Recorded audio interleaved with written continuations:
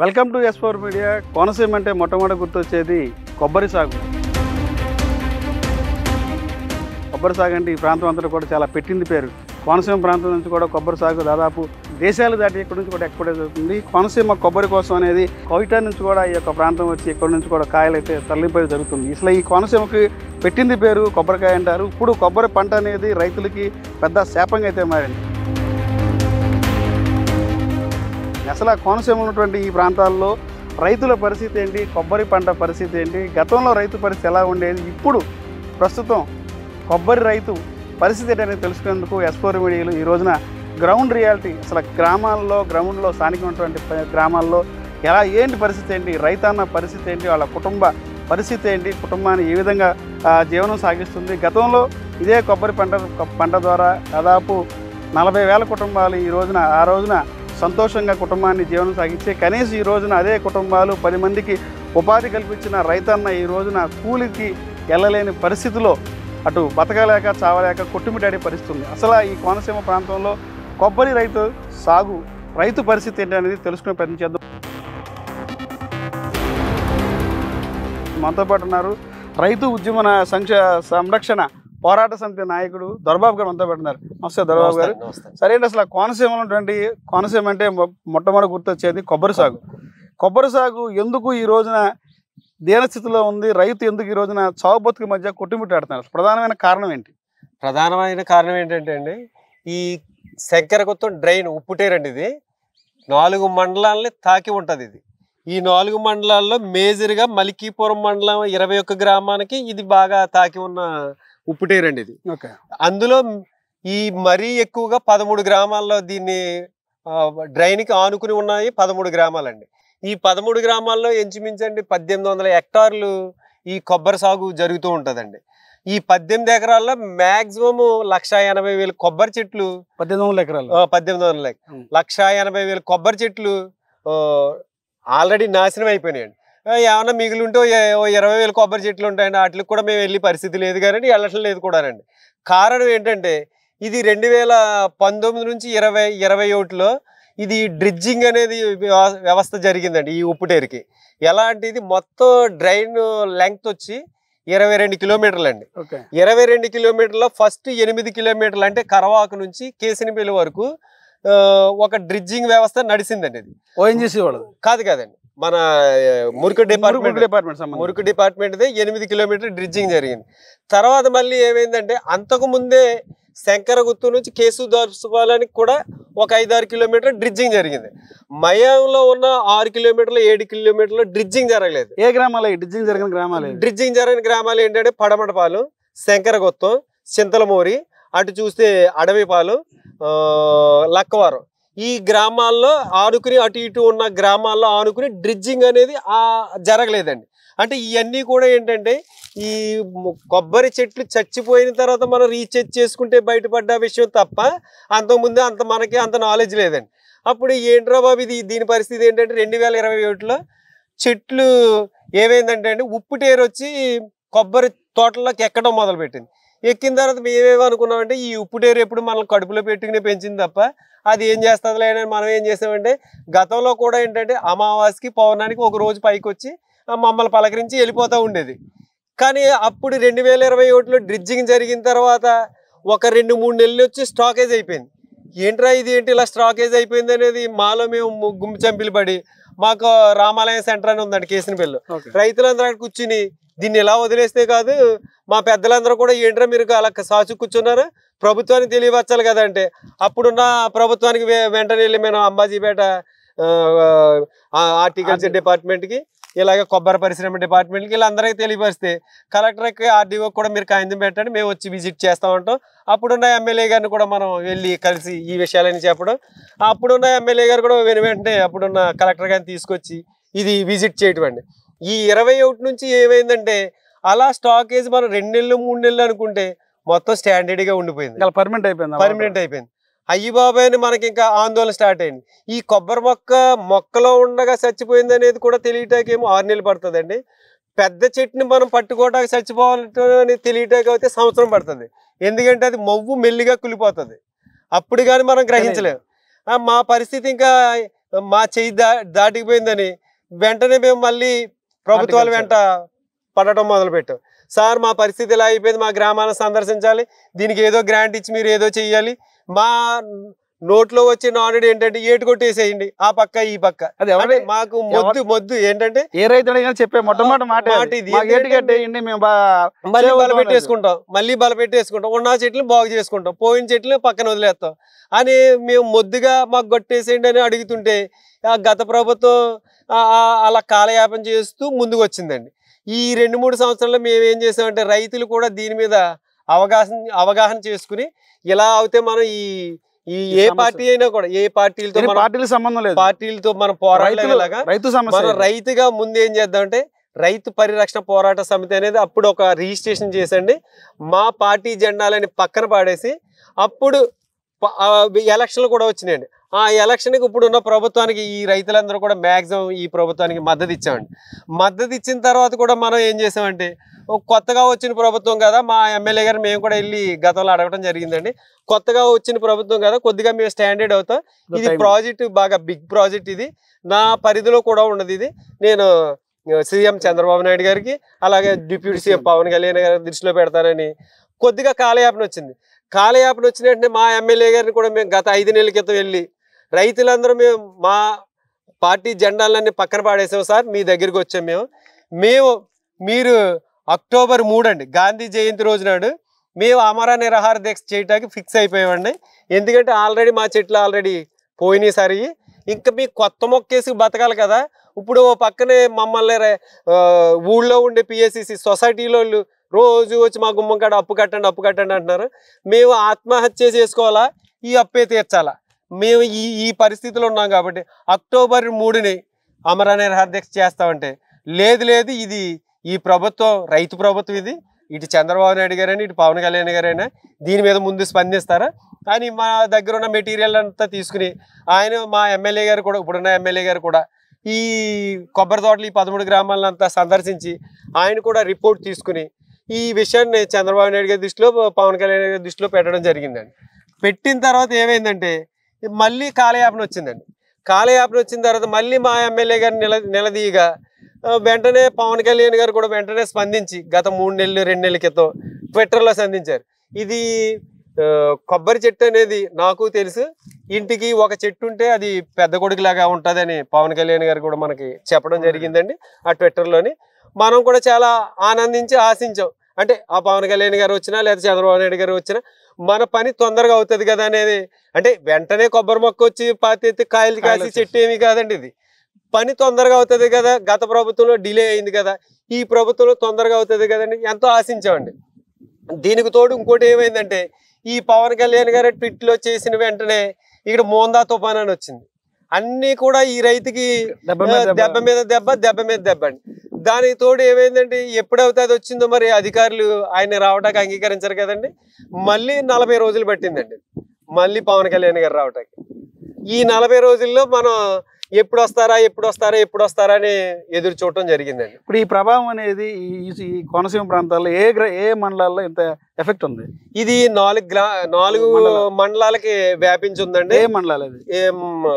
First వచ్చి మామిడికుదురు మండలం అండి, సెకండ్ వచ్చి రాజుల మండలం అండి, థర్డ్ వచ్చి అత్యధికంగా పోయింది మలికీపురం మండలం అన్నమాట. ఈ మలికీపురం మండలంలో 21 గ్రామంలో 13 గ్రామాల్లో శాశ్వతంగా కొబ్బరి తోటలు పోయినాయి, పూర్తిగా పోయిందండి.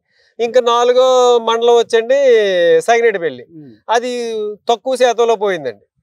ఈ 4 మండలాలని మొత్తం కవర్ చేసిందండి ఈ ఉప్పుటేరు. ఎన్ని గ్రామాలు మొత్తం దీనివల్ల ఎఫెక్ట్ అయ్యారు? ఎన్ని కుటుంబాలు ఈ రోజు రోడ్డు పట్టడం జరిగింది? దీని మీద ఎంతమంది దీని మీద ఆధారపడుతున్నారు ఈ కొబ్బరి యొక్క సాగు మీద? ఈ ఎంచుమించండి ఈ 13 గ్రామాలే తీసుకుంటే 9,000 నుంచి 9,500 వరకు జనం ఉంటారు దీని మీద ఆధారపడినారు. ఇంకా ఈ మధ్య కాలంలో ఎఫెక్ట్ అయిన వాళ్ళు నాకు తెలిసిండే 35,000 నుంచి 40,000 అండి. దీనికి తోడు ఇంకోటి ఏంటంటే ఇది ఈ కొబ్బరి మీద ఆధారపడిన ఎన్నో పరిశ్రమలు ఈరోజు ఈ 10 గ్రామాల్లో మూతపడిపోయినాయండి. ఫస్ట్ వచ్చండి ఈ 10 గ్రామాల్లో ఎప్పుడు నిత్యం కొబ్బరికాయ ఎక్స్పోర్ట్ జరిగిందండి. ఎన్నో రాష్ట్రాలకి. ఇక్కడ నుంచి ఎక్కడి వరకు ఎక్స్పోర్ట్ అయ్యేది? ముంబై ఎక్స్పోర్ట్ అయ్యేదండి. మేము ఒక్కొక్కసారి తమిళనాడుకు కూడా ఇవ్వాల్సిన పరిస్థితి వచ్చిందండి. అక్కడ ఏదైనా విపత్తులు వచ్చినప్పుడు కూడా తమిళనాడుకు కూడా మేము ఇక్కడ నుంచి అక్కడే కొబ్బరి ఉన్నా కూడా ఒక్కొక్కసారి మా కొబ్బరి తీసుకోవాల్సి వచ్చిందండి వాళ్ళు. కారణం ఏంటంటే మేము ఈ కొబ్బరిని 9 నెలలు డ్రై చేసి అటుకు మీద మేము అయితే చాలా ఒబ్బడిగా ఉంచేవాళ్ళు. వాళ్ళ కోతకి మా కోతకి చాలా తేడా ఉండేది అన్నమాట. అది 3 నెలల మించి బతకదు. మన 9 నెలల వరకు కొబ్బరికాయ బతుకుతుంది అటుకు మీద వేస్తే. అందుకని మా కొబ్బరికి అన్ని స్టేట్లకి పంపించేవాళ్ళు అండి. కానీ ఈరోజు దేవుడి దగ్గర కొబ్బరికాయ కొడదామంటే లేదు సార్. మా పరిస్థితి అలా అయిపోయింది. ఇప్పుడు ఏంటి మీ కొబ్బరి సాగు రైతుల పరిస్థితి ఏంటి? కుటుంబాల ఎలా జీవన పరిస్థితి ఏంటి? ఈ రోజున పరిస్థితి చూస్తే ఎలా చూస్తే ఈ అంతా కూడా చెట్లంతా కూడా పైన ఏమి కనపట్ల బోడిగుండులాగా ఉంది. అదే పరిస్థితి అంతా ఎలా ఉంది? ఈ రకంగా చూస్తే ఇంకా కాయపోయి ఉంటది, కాయలే ఉంటది. ఈ పరిస్థితి చూసుకుంటే కాపు పరిస్థితి లేనప్పుడు రైతాంగం పరిస్థితి ఏంటి? ఏం చెప్తారు? ఎట్లా ఉండి బోడిగా ఉంటే కాయ దిగుబడి లేదు, కాయ దిగుబడి ఉంటేనే రైతుకి ఒక ఆధారం ఉంటుంది, రైతుకి లాభసాటి ఉంటుంది, దీని మీద పనిచేసే వాళ్ళు ఉంటారు, కాయ దింపే వాళ్ళు ఉంటారు, కాయ ఒలిసే వాళ్ళు ఉంటారు, కాయ ఎక్స్పోర్ట్ చేసే వాళ్ళు ఉంటారు. టోటల్ వీళ్ళందరి పరిస్థితి ఏంటి అసలు? వీళ్ళందరి పరిస్థితి అండి ఇప్పుడు ఏదో కొద్దిగా కొంతమంది ఇందులో పెద్ద కుటుంబాల పిల్లలు అప్పట్లో డబ్బులు వస్తే ఏదో కొద్దిగా చదివించుకున్నారు కాబట్టి వాళ్ళు ఏదో హైదరాబాద్లోనో బెంగళూరులోనో అమెరికాలోనో ఉంటే వాళ్ళ మటుకు అయితే చాలా ఏదో వాళ్ళ జీవనోపాధి బాగానే సాగుతుంది. కానండి కనవ కుటుంబాలు ఉన్నాయి చూసారా, సోవా రేవా లేదా ఈ ప్రాంతాన్ని వదిలి వెళ్ళిపోవాలా ఇదే పరిస్థితిలో ఉన్నారండి. ఎందుకంటే ఒక ఆదాయం ఎక్కడా కనబట్టలేదండి. పోనీ నిజమండి ఏ రైతైనా బాగున్నాడు అనుకో, పోనీ మేము కూడా ఆ రైతుకి వెళ్ళి పని చేద్దాం, 10 రూపాయలు వస్తుంది, మన జీవనోపాధి మళ్ళీ మొదలు పెట్టేద్దాం అంటే ఆ రైతే ఆ కొడుకు పంపించుంటే ఏదో అలా కాలక్షేపం చేస్తున్నాడు తప్ప ఏ రైతు పరిస్థితి బాగలేదు సార్. మా పరిస్థితి ఇంత దీనంగా పోద్దని మేము కల్లో కూడా ఈ ఉప్పుటేరు ఇంత అన్యాయం చేస్తుందని ఎప్పుడు ఊహించలేదు సార్. అంటే 10 మందికి ఉపాధి కల్పించిన రైతు ఈ రోజున అదే రైతు పరిస్థితి, ఆర్థిక పరిస్థితి ఏంటి, కుటుంబ పోషణ పరిస్థితి ఏంటి? ఇప్పుడు ఒక మాటలో చెప్పాలంటే అండి, ఈ విపక్తి ఏమో 2021లో స్టార్ట్ అయింది సార్. 21 నుంచి 23, 24 వచ్చేటప్పుడు మొత్తం శాశ్వతంగా తుడిచిపెట్టుకుపోయిందండి. మొత్తం పోయాం. ఒక పక్క సొసైటీ వాళ్ళు, ఒక పక్క కార్పొరేట్ బ్యాంకుల వాళ్ళు, వీళ్ళు రోజు వచ్చి మా అప్పులు కట్టండి అంటున్నారు. ఓరే మేము అసలు తింటాకే తినలేదంటే మీ అప్పులు మేము ఎక్కడ కట్టగలుగుతాం, మాకు తింటాకే తినలేదు, మీ అప్పులు మేము కట్టలేం, లేదా మీ సొసైటీ దగ్గరికి వచ్చి పురుగుల మందు తాగి చచ్చిపోతాం మేము అప్పులు తీసుకున్నందుకు. ఇదే శరణ్యం తప్ప లేదా ఈ డిప్యూటీ సీఎం పవన్ కళ్యాణ్ గారు లేకపోతే ఈ చంద్రబాబు నాయుడు గారు వస్తే మా బాధ వేదన వాళ్ళకి తెలియపరుచుకుని వాళ్ళ చేతే మీ అప్పులు కట్టిందో, లేదా మేము అవుతే సావే శరణ్యం సార్, సావే శరణ్యం. గత ప్రభుత్వంలో ఇటువంటి పరిస్థితిని ఏమన్నా ప్రభుత్వం దృష్టి తీసుకెళ్లారా? ప్రభుత్వం ఏమన్నా స్పందించిందా? ఎవరన్నా మంత్రులు కానీ ఎవరన్నా రావటం కానీ మీ సమస్య చూడటం కానీ ఏమన్నా జరిగిందా గత ప్రభుత్వంలో? గత ప్రభుత్వంలో కూడా అప్పుడు ఉన్న లోకల్ ఎమ్మెల్యే గారు కలెక్టర్ గారిని తీసుకురావడం జరిగింది. ఆయన ప్రయత్నం ఆయన చేశారంటే, అప్పుడు ఉన్న కలెక్టర్ గారి ప్రయత్నం కూడా చేశారు. అప్పుడు కూడా ఈ ఓఎన్జీసీ అనే ఈ వ్యవస్థ ఈ కేసినపల్లిలో ఉంది కదండి, ఆ ఓఎన్జీసీ వ్యవస్థ మీద ఎవరో కోర్టుకి వేసి వాళ్ళని ఈ గ్రీన్ వే వ్యవస్థనంతా పాడు చేసేస్తున్నారని ఆ ఓఎన్జీసీ వ్యవస్థ మీద ఏదో రిట్ వేస్తే వాళ్ళు ఏదో 20 కోట్లు ఈ కలెక్టర్ గారికి ఇస్తే, ఆ కలెక్టర్ గారు అప్పుడున్న ఎమ్మెల్యే గారు మీ కేసినపల్లి గ్రామాన్ని ఈ 13 గ్రామాలను ఎంతో కొంత బాగు చేస్తానని ఒక 7 కోట్లు ఇస్తానని అది ఏంటో తూతూ మాత్రంగా చూపించి అలా 2-3 సంవత్సరాలు గడిపేసి ఈ ప్రభుత్వం సల్లంగిలిపోయిందండి. ఇప్పుడు మరి పవన్ కళ్యాణ్ గారు వచ్చారు, ఈ రోజున బహిరంగ సభ పెట్టారు, రైతులతో మాట్లాడారు. 7 గ్రామాలు ఎవరైతే బాగా నష్టపోయారో, తీవ్రంగా నష్టపోయినటువంటి గ్రామాలు ఉన్నాయో ఆ గ్రామ రైతులతో ఇక్కడ సమావేశం ఏర్పాటు చేశారు. పవన్ కళ్యాణ్ గారికి రైతాంగం తరపున మీరు ఏం చెప్పారు ఆయనకి? ఆయన ఏమన్నారు? పవన్ కళ్యాణ్ గారి దగ్గర ఇప్పుడు అంటే నేను ఎంత ఎక్కువగా మాట్లాడినా కానండి, పవన్ కళ్యాణ్ గారు ఈ 5-6 నెలల్లో రైతుల కన్నా ఆయన సేకరించిన డేటా చాలా ఎక్కువగా ఉందండి. ఎందుకంటే రైతులుగా మేము ఆయన ఎన్నో ప్రశ్నలు వేసి ఇబ్బంది పెట్టేద్దాం అనుకున్నామండి. రైతులనే ఇబ్బంది పెట్టడం కాదండి పవన్ కళ్యాణ్ గారు, ఆయన దగ్గర ఉన్న అధికారులు కూడా చాలా ఇబ్బంది పెట్టి మాట్లాడిగారండి. ప్రతి విషయాన్ని కూలంకుషంగా తెలుసుకుని ఈ రైతుల మీటింగ్కి అటెండ్ అయ్యారండి పవన్ కళ్యాణ్ గారు. ఎందుకంటే నన్ను కూడా పవన్ కళ్యాణ్ గారు ముఖాముఖిగా మాట్లాడారండి. నన్ను లెగిసి మీ ఊర్లో ఓఎన్జీసీ వ్యవస్థ ఉంది కదా, దాని మీద నువ్వు ఈ ప్రాబ్లం వచ్చిందా అని నన్ను అడిగారండి. నేను కొంతలో కొంత నాకు తెలిసిన నాలెడ్జ్లో కొంత విషయాన్ని ఆయన ముందుంచానండి. ఎలా అంటే ఈ కేసినపల్లి గ్రామంలో 1980లో ఇక్కడ స్విస్మిక్ సర్వేలను స్టార్ట్ చేశారండి. ఈ ఓఎన్జీసీ వ్యవస్థ స్టార్ట్ చేసి ప్రతి 10 మీటర్లకే వాళ్ళు ఇష్టం వచ్చినట్టు బాంబులు వేలు చేసేవారు. అప్పుడున్న రైతులు ఇంత ఎఫెక్ట్ కనపడేది కాదు కదండి.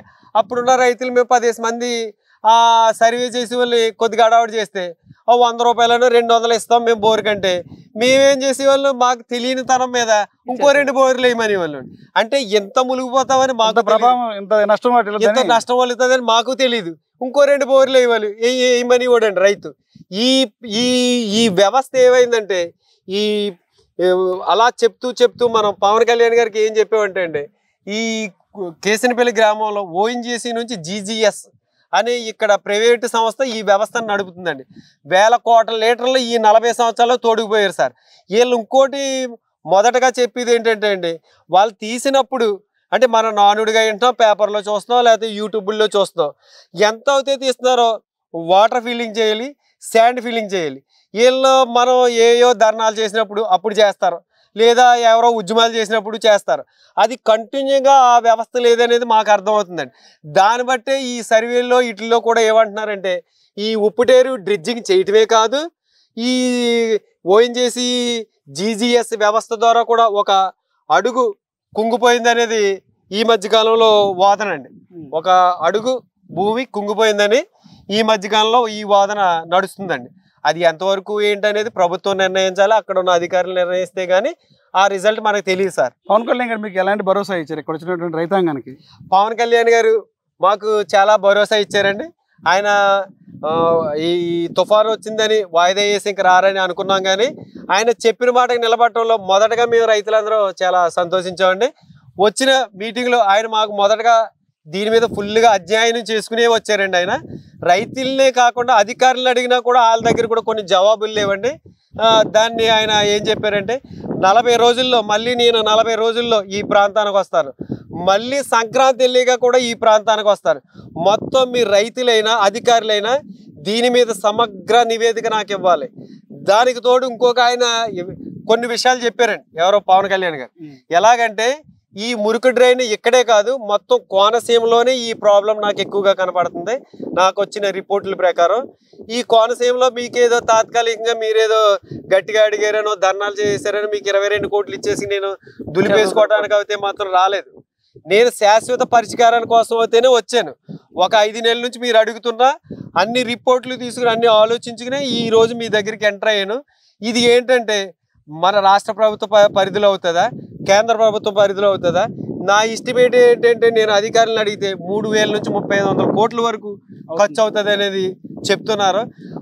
మొత్తం కోనసీమను చేసి వ్యవస్థను తర్వాత ఆలోచించిన ఈ 40 రోజుల్లో మీ రైతులకి ఈ 13 గ్రామాలకి ఏం చేయాలనేది నేను 40 రోజుల తర్వాత మీ ముందుకు వస్తాను, మీకు తగిన న్యాయం చేస్తానని బలమైన హామీ మాకు ఇవ్వడం జరిగింది. ప్రభుత్వం మీకు ఏం చేస్తే ఈ రైతులకి ఇటువంటి ఇదైతే ఉప్పుటేరు ఆగిపోవడానికి కానీ రైతులకి మంచి చెడ్డ కానీ ఏం చేస్తే బాగుంటుంది అంటారు? ఏం చెప్తారు మీరు ఒక రైతుగా, రైతాంగం తరఫున? ఒక రైతాంగం తరఫున నేను చెప్పేది ఏంటంటే అండి, దాదాపు మీరు అనేక సంవత్సరాలు నెలలుగా ఉద్యమాలు చేశారు, మీరు అనేక కాలంగా రైతులంతా కూడగట్టుకొని ఏకం చేసి మీరు ఒక రైతు సంరక్షణ పోరాట సమితి అని చెప్పి స్టార్ట్ చేసింది మీరే.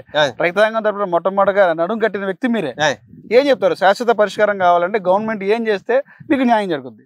ఈ అంటే మొత్తం కోనసీమ అంతా అంటే మనం చెప్పలేం కదా గ్రామాలు, ఓన్లీ మన ఈ ఉప్పుటేరుకి ఏంటంటే మా నానుడుగా మాకు అర్థమయ్యే విషయం ఏంటంటే ఆ 22 కిలోమీటర్ల అటు సైడు ఇటు సైడు ఏటుగొట్టు కట్టి మేము వెంటనే మేము అభివృద్ధిలోకి రావాలంటే ముందుగా సొసైటీ అప్పులేమో రుణమాఫీ చేసి కొత్త అప్పులు ఇచ్చి ఈ ఈ ఉప్పుటేరు మీద పర్యాటక రంగాన్ని అభివృద్ధి చేస్తే యువతకు కూడా ఉపాధి కలుగుతుంది, మాకు కూడా రైతులకి 10 డబ్బులు కూడా వస్తాయండి. ఎందుకంటే ఈ కొబ్బరి చెట్ల మీద ఆదాయం తీయాలంటే 7 సంవత్సరాలు పడుతుంది.